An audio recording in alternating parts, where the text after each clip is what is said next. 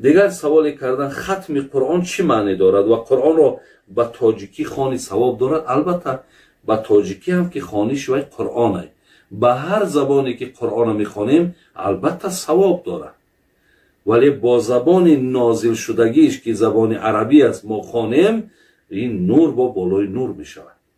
ولی ختم قرآن چی معنی دارد؟ ختم قرآن هر یک آدمی که مثال در رمضان ببین پیامبرمان هر یک رمضان یک بار مثال ختم قرآن میکردن و هر یک انسان اگر در هر یک ماهی هم قرآن که از اول تا به آخر خواند امیر میگن ختم قرآن.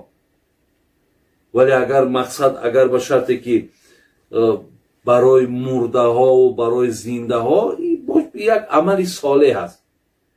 وقتی من قرآن میخوانم عملی صالح است، ثواب عملی صالح را برای مرده زنده بخشیدن این عقیده اهل سنت است، هیچی باقی ندارد. درسته برادر عزیز؟